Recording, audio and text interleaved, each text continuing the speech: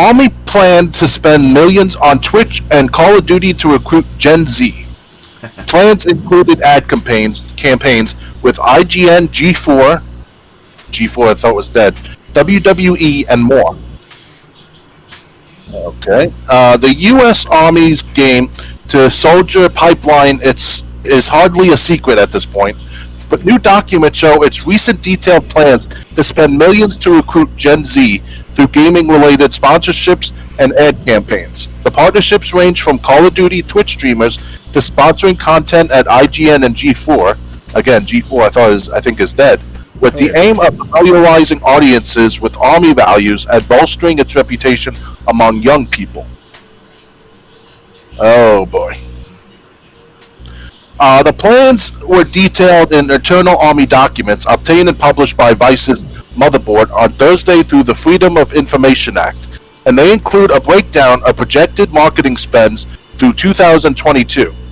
$675,000 was suggested for the WWE during June, $750,000 earmarked for the Call of Duty League and Paramount's Halo TV show, and $300,000 listed for Call of Duty esports team Optic Chicago. The idea was seemingly to use the popularity of Call of Duty, the perennial best-selling shooter that's previously turned war crimes into kill streaks and violent geopolitics into bombastic playgrounds, to spread awareness of Army values and opportunities. One of the metrics for success when it comes to partnering with Twitch streamers and media outlets was also to boost its favorability among survey respondents, especially among women and Black and Hispanic people. Notably, some previous sponsorship money for the Call of Duty League was rescinded back in 2021, shortly after Activision Blizzard was sued by California regulators over allegations of widespread sexual harassment and discrimination. A month after the lawsuit was filed and media reports began pouring in about workplace issues at the publisher, the Army's Deputy Chief Marketing Officer, Ignatios Mavridis, announced internal plans to pause all activities immediately with Activision due to the serious allegations, according to an email with the marketing documents. A copy of a clip work to DDB Chicago Inc., which was subcontracted to do the marketing, detailed a Call of Duty League sponsorship that cost $1.1 million, and Activision YouTube media buy that costs $170,000. Mavridis also suggested the Army not send its esports teams to participate in upcoming Call of Duty tournament. This isn't the first time the U.S. Army has tried to make inroads with younger Americans on Amazon's streaming platform. The Army's esports team used to have its own Twitch channel, but eventually abandoned the platform after being heckled by viewers over alleged war crimes and engaging in fake giveaways. But the Army's marketing plans extended to Twitch and some gaming media companies. $1 million was suggested to be spent on the streaming platform's HBCU, historically Black College and Universities, Showdown Esports League. The documents also point to discussions with big Call of Duty streamers David Stone Mountain 64 Steinberg, Chris Facewag Lamberson, and Alex Zadra. If you watched IGN Summer Game Fest coverage or Summer of Gaming Showcase back in June, you may have noticed frequent ads for the Army. While we don't know how much the Army actually ended up spending, the new document suggests $600,000 for the world's biggest English-language gaming site and $500,000 for G4, the recently resurrected and then shuttered gaming network. While some IGN viewers were critical of the website's Army partnership, two former G4 employees previously told Kotaku that its own sponsorship was a source of much frustration internally. Their response to pushback was that they understood that the G4 employees were largely liberal, but they didn't want to alienate the right-wing audience members in any way, one former staffer said. Yeah, that's probably why G4 failed. Mm-hmm. Another described a tense meeting over the summer with G4 leadership where the issue was raised. Joe Marsh, G4's last boss before everyone was unceremoniously fired via a press release in October, apparently responded by saying that the network wasn't in a position to turn down any sponsorships. The audience was audibly grumbling and disgusted. The person said some might consider if a testament to the ways G4 was mismanaged, that historically irreverent voice in the world of gaming had become so reliant on money from the U.S. military in the first place. Army marketing's goals for sponsorship is similar to all our advertising purchases, which is to reach a specific market in support of Army recruiting, a spokesperson for the Army told Motherboard in a statement. Ad recall and favorability are important as they are both industry accepted measures of effectiveness of the advertising and sponsorships we purchase. In Army marketing, we must meet the youth where they are, and that is online. So, what do you think of this? This doesn't sound good. I It think, doesn't sound good. well, I think in my perspective, if they really want to get maintain this volunteer, purposeful volunteer system of into the army maintained, they have to spread out to other avenues of entertainment, and that includes diving into the gaming industry. And they actually did this back in almost 8 years ago, because as you can tell from my Xbox profile, I had the army avatar. And you'll see it for years that I had. And I love to have that army outfit on my avatar. And hell, I want to be a part of the army too one time when I was younger. But I was too fat at the time, and now since I'm diagnosed with mental illness, now it's like I can't do it. I can't at all. And the recruitment age is like between 18 and 40. So I'm still qualified for the age, but as far as like the ailments and the mental illness and all that was diagnosed and stuff within my case, I'm sorry to have luck. So more Yeah, power. you would never pass the physical. Now, if you're on the physical, we're talking about mental. Yeah, I mean, because if if you consider mentally ill by the state of which you reside in, they don't look at that as a horrible, horrendous liability, and it sucks, you know. And no matter how many years I pass, recovering, taking my medications and all, it's still a problem. So it sucks, but without, like I said, like this back in 2015, 2014 with Advanced Warfare game, Call of Duty, and it was worth it. You know, watch videos and get this free avatar of your army uniform. That's what I did. So if they can put that into Xbox, PlayStation Network, especially because I know there's a lot of not I guess not stereotypical at first, but in PlayStation Network at one point, it was a lot of like people from the urban communities. So that was a good addition to rack up more recruitments by going to these low income areas. Hence, PlayStation Network, like Street Fighter, Tekken, games like Madden NFL Football, games like what's that called? Hell, even army related games like the Medal of Honor or whatever, or something of that sort. But obviously, it's for so many years they haven't upkeep the Medal of Honor game. But still, it's like, you know, if they can just recreate the mechanics of like it's put into the army based game, anything's possible for an army to recruit more players. You know, it's the point where it's like, you know, if you want to maintain society at large, you have to, and also protect people from harm, you have to not emasculate the kids too much. Obviously, as well you do that, then they're not going to be able to sustain the pressures in the army. I'm not saying I know everything about the matter, but I talked to some veterans, especially that Vietnam that I mentioned earlier tonight. Let's call him War Troll. I'm not sure mention his gamer tag, but it's a different spelling and stuff like this. It's complex. But anyway, you know, like the guys like him, he teaches the youth, like, hey, this is what's like in the army. You know, you get your ass busted and, you know, work hard, and you get a pension over the next 10, 20, 30 years, depends on how much you want to delve into the army or to any branches of the government, and that's it. You know? That's how heroes are made, too, by going to war. And sometimes it's best to go to war, too. And without that training, without that mindset by the youth, how are you going to protect the future of this nation? You know? So. well, honestly, the future. Unfortunately, most of the people that they're probably reaching at this age, if they get shipped overseas with the gun, they're not going to have their safe space, and then those people aren't going to know what to do. Oh, yeah. They run like hell. Yeah. So, but anyway, now my grandfather worked for the Air Force. He basically, what he did when he worked for the Air Force, basically he had to watch over. They had computers where they could look at. They could see planes as long as Right. planes weren't flying under the radar. They could see a plane, and they had this computer had a gun. If you shot at the plane, all the information would come up: where the plane took off from, where it was landing, how much fuel was on board, basically all the like black box info. Oh, yeah. Um, So it was, but my grandfather worked for the Air Force. It was to stop, make sure planes from invading countries weren't trying to sneak in. You know, he was on march for that. Um, Gen Z is 18 to 25, so they're not trying to get me. They're not trying to get Doctor Games 101. My grandfather even told me I probably wouldn't even pass. My grandfather actually told me this before he passed away. We were just talking about it one time, and he said, and he told me to my face, if you applied to be in the army, you'd probably be classified as 4F and sent back Oh wow.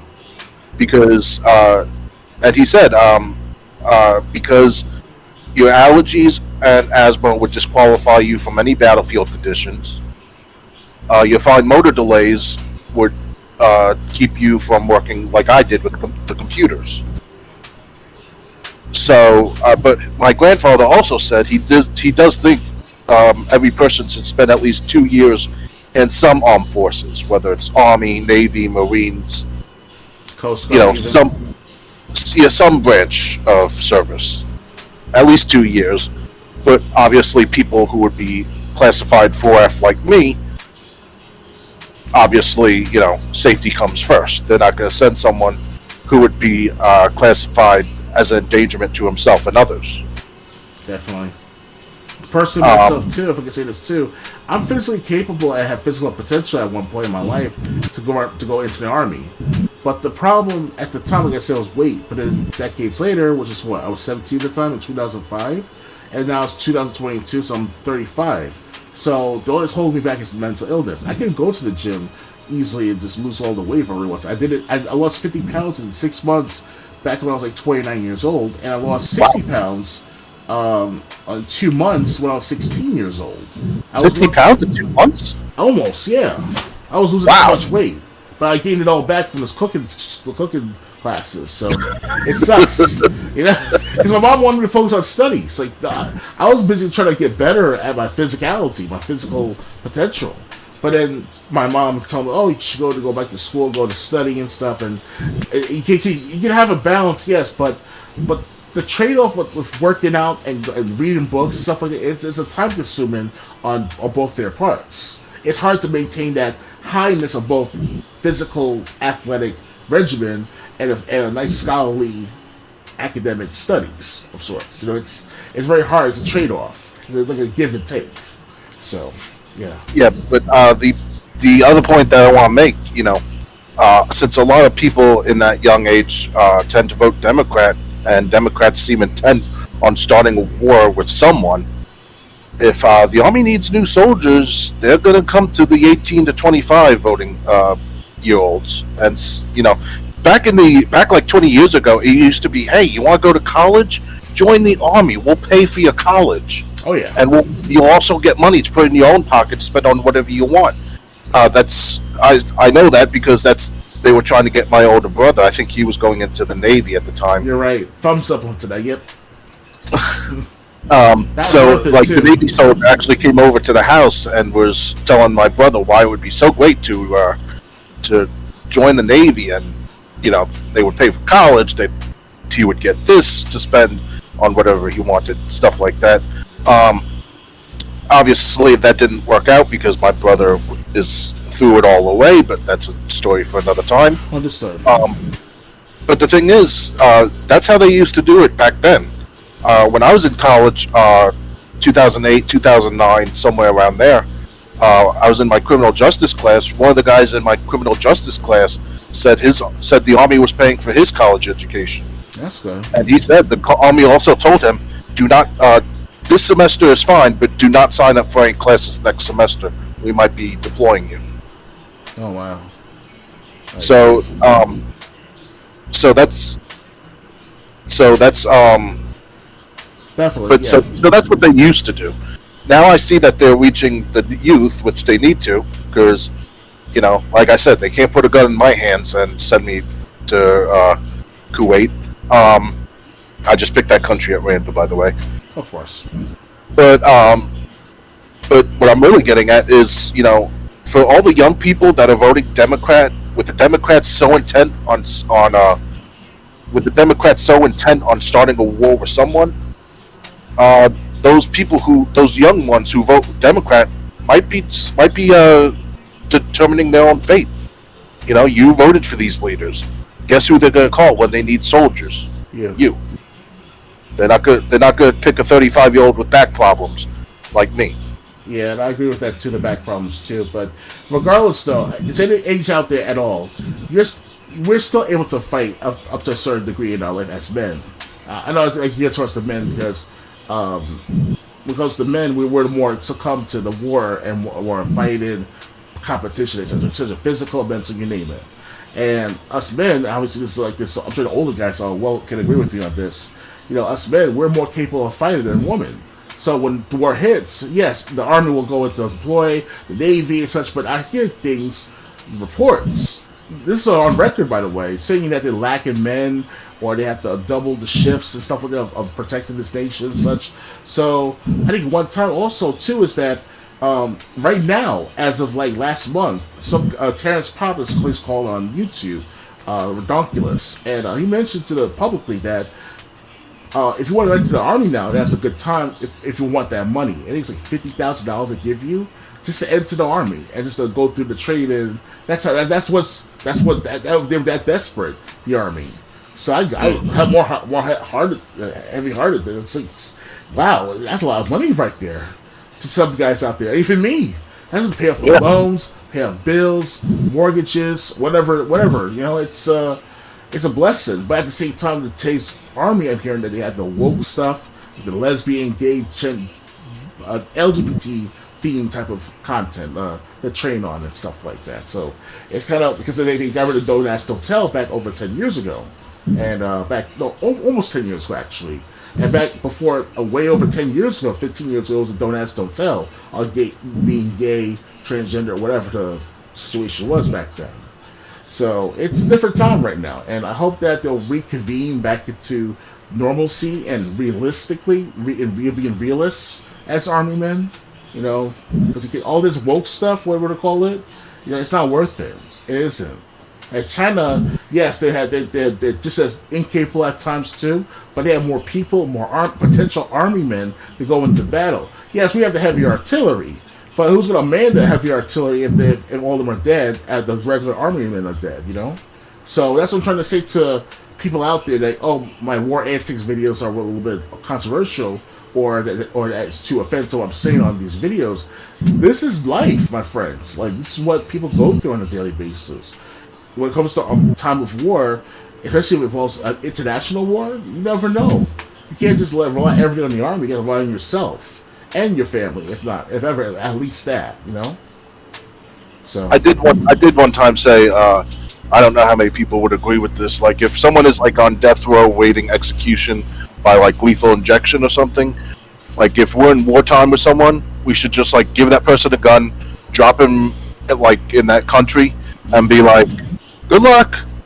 Oh yeah, those guys can even, if they can overcome the wartime, if they can win the wars and stuff, and they able to like survive and all after the war's over, let's give them freedom again. Just, you know, I was gonna say just leave them there. Oh, okay. Well, they have to have some sort of rewards at the end. They can't just be out there by themselves with nothing, you know. Because it's a trade-off. You have to take one, but you got to give the other. You know, it's no sense like you can always give and always take. It just doesn't work like that in life. But like Ed Schultz from MSNBC, before he retired and now he's dead, he passed away not too long ago. Ed Schultz said to people online, like, this all this give and take. Our society at large, we have to maintain it. We have to maintain that honor and integrity of our government. You know, it's a give and take, but it is what it is. So he said something like that in the matter of one of his episodes. I watched a lot of MSNBC from like 2009 until like 2012. I was in my room like here right now watching MSNBC and like, oh man, this is bad. First black president, the debt ceiling crisis, the 2008 crisis, and it was different times back then. But getting back on the point, being part of the army, or at least have some basic training and self-defense and militaristic matters, you know, it's good. That's why one day, if I ever have the money, I want to self-train myself again, or at least had the basic understanding of what guns are, how to handle guns, rifles especially, because I was in the rifle team back when I was in high school, and I was getting better too within like 3 months of being there. 5 months at the most I was there, I think it was. So I had to give up on it because of studies. I couldn't pursue shooting range or whatever because of my mom wanting to study. So it sucks, but it's now it's worth it because it's still that handle of the gun makes you feel power and also understand that power too, and it sticks with you for a very long time, even after 20 years almost for me. So yeah.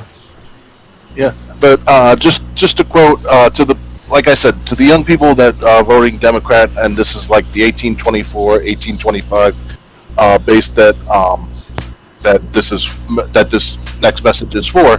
To quote Eminem's Square Dance song from the Eminem Show, "I'm 28. They're gonna take you before they take me." Right. Well, I'm not 28. I'm 35. And if they did take me, they'd probably throw me back. So, all the people that want, the next war to happen, okay, you might be fighting in it, though. Ready to move on? Yeah, I'm ready. All right. Just a couple more subjects or topics. Let's School announced for PC. There's no business like school business. My time at Porsche developer Pathia Games has announced Let's School, a school management sim that tasks you with becoming the best headmaster you can possibly be, is due out for PC in early 2023. Incredibly, this project started as a prototype by one person, and then the rest of the studio loved it so much they enthusiastically got on board. Let's School is a bit of a departure from what the world knows us for, but after being prototyped by our producer Lanka for 18 months, everyone at the studio just fell in love with the project, brand manager Alice Sue said. Since then, the team has grown substantially to a handful of developers, and we've been blown away by what they've been able to achieve. Any fans of management sims are going to get a big kick out of this one. Check out the first trailer above and the first screenshots in the gallery below. We'll watch the trailer after I'm done with this article. In Let's School, you both build your house of learning and manage it. The goal is to get every student's grades up to their fullest potential so that you can earn more funding for the next school year and keep your momentum going. Panthea also says you can choose where associations, sports meetings, morning exercises, and other activities are available in school to enrich or enrage students, all of whom have their own individual preferences and talents. And like in any sim worth its assault, there will be random catastrophes to deal with its story-driven campaign. We'll list it on Steam if you're interested. The trailer's a minute, so I'm going to play it, and then we'll talk about it. Sure thing. Alright, playing the trailer now.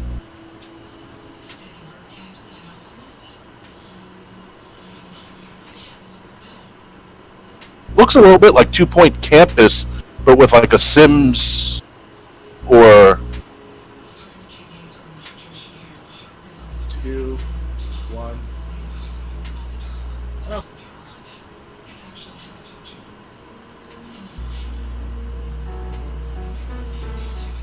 Oh wow. yeah. Oh wow.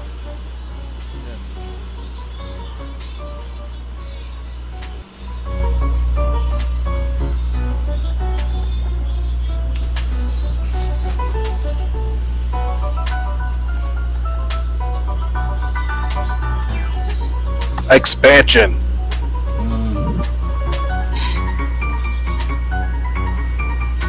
Expansion.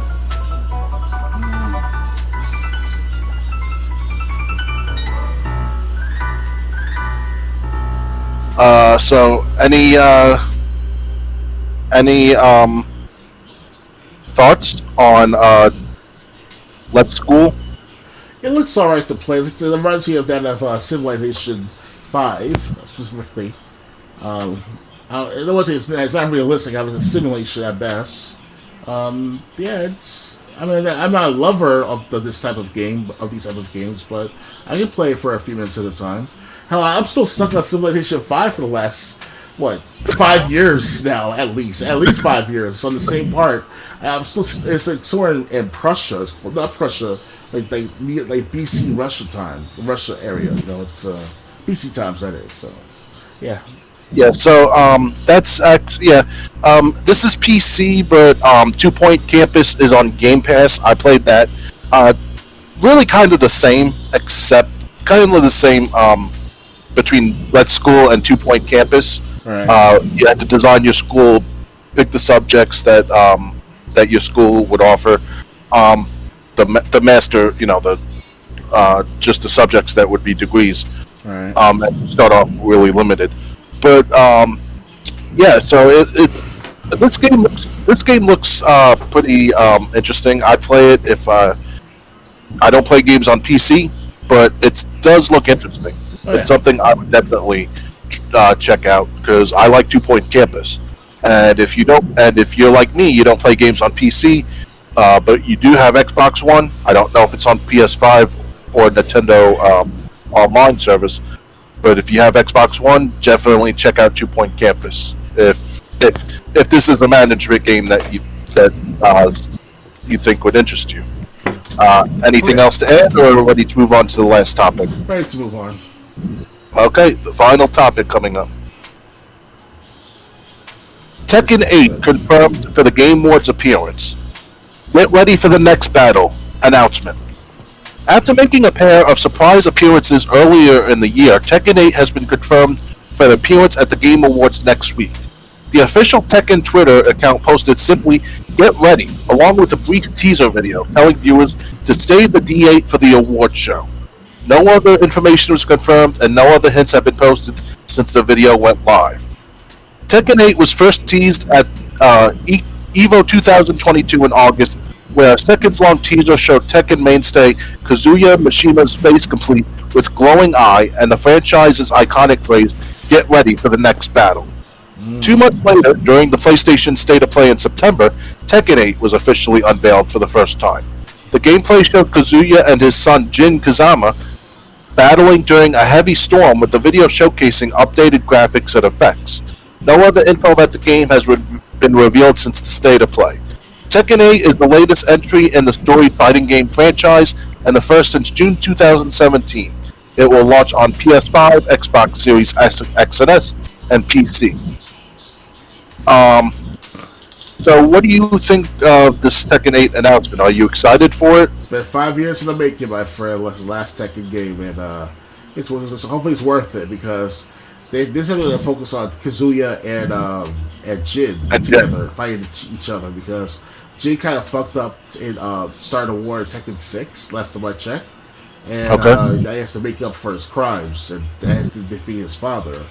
And it's gonna look interesting though. It's gonna be it's like a big grudge between these three, family members. So, Haji, Kazuya, and Jin, and not to mention Jinpachi, the great grandfather, because he died. I don't know, spoil it, but in Tekken 5 he kind of goes away in a sense. So, but basically the point is that it's gonna be awesome. I can't imagine after Tekken 8 coming out because they're supposed to be, if not before Tekken 8 actually, supposed to be like a crossover. You know how they had Street Fighter Street Fighter X Tekken? Now they're gonna have Tekken X Street Fighter, and that's been in the making for since 2012, the early 2010s, to be more broad with the matter of time. And it's been 10 years now since the not announcement but rumors of this Tekken X Street Fighter game. So hopefully it'll come out before Tekken 8, and it's best to come out after Tekken 8 though, in my perspective. But other than that, Yes. Tekken 8 is going to be like a great addition. I've been playing Tekken 8 since the release of Tekken 2. I was playing the first time I played Tekken was back in Tekken 2 in an arcade machine, some supermarket out in Pennsylvania. And I was like 7 at the time. I was smashing buttons together or whatever. And then by Tekken 3, I started to memorize properly of these moves. Listen, the 1997 it came out, so 98 came out on PlayStation 1.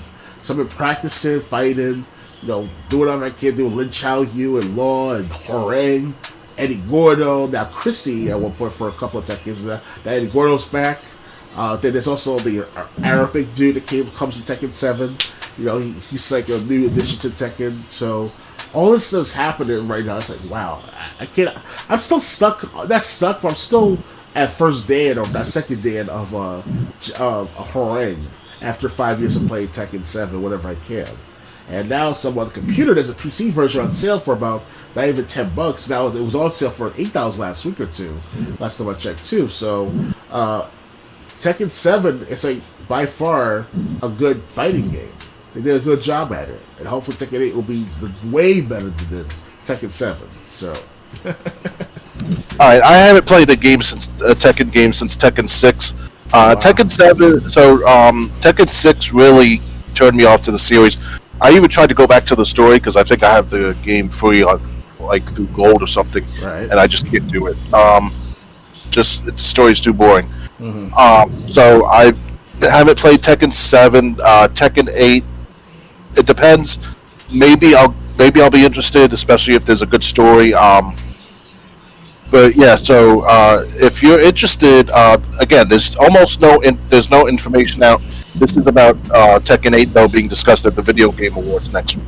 Right. So that's probably where a lot of information is going to be dropped. Other than that, it's been teasers that lasted a few seconds.